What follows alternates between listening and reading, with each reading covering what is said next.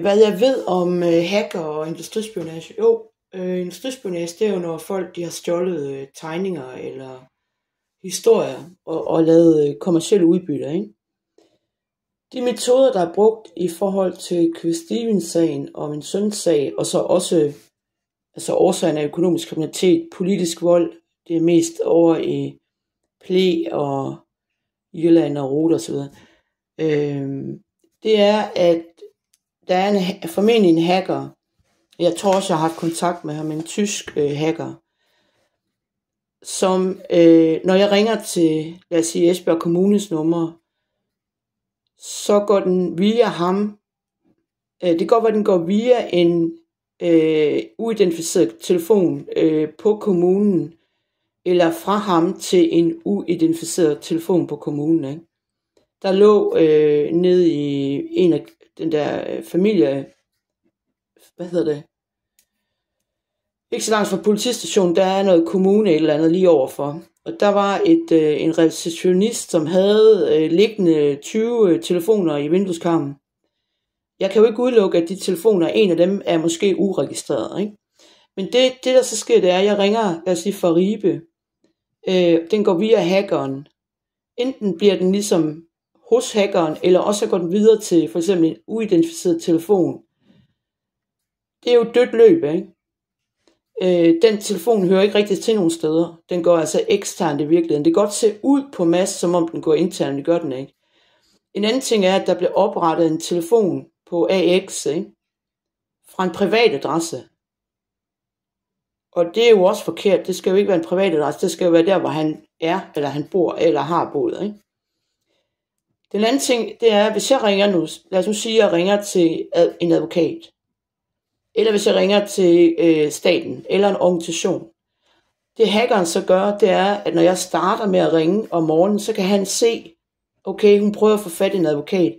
Så smider hackeren 50 spritnye fremstillede hackersider, kan man kalde det, ikke? Med falske telefonnummer, som jo så er hans noget, ikke? Nogle af de telefonnumre, det er båndoptagelser. Det opkald, jeg lige har haft omkring noget dyreværnssag. Altså, jeg har anmeldt en mand, ikke? Det er en båndoptagelse. Det vil sige, at jeg sidder og snakker i virkeligheden op imod en båndoptagelse. Hvis der så går tid mellem, så kan man ikke huske, at det her det faktisk var en båndoptagelse. Hackeren sidder så på tastatur og skyder sætninger ind, eller en gang imellem kan det også være, at hackeren selv tager telefonen. Jeg har nogle gange fået personer fra Centropa i røret. Vi snakker Vinge, Leisner, bildrab, vi snakker dataspionage, ikke? Espier. Og det er tit, hvis for eksempel jeg har ringet en del numre, og jeg har kommet til at snakke med nogle personer, som ikke rigtig måske magter at komme med nogle mod Rasmus modsat svar, altså som ikke rigtig kan lave det scam helt oplagt, ikke? Så er det tit, at man får fat i rosinen i pølseenden der, ikke? På samme måde kommunens hovednummer, der kan man nogle gange rende ind i en hel masse meget, meget ufaglige, meget useriøse personer eksternt, ikke? Så det hacker, det er, at de kan fiske et nummer, og så kan de lave en liste med deres eget favorabel der, ikke?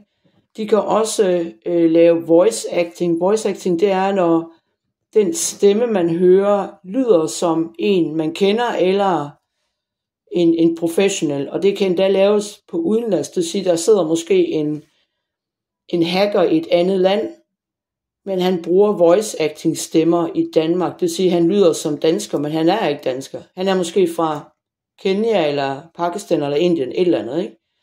Kina, eller whatever, ikke? Det vil sige, at jeg tror, at jeg sidder og snakker med en dansk fagperson. Det gør jeg ikke.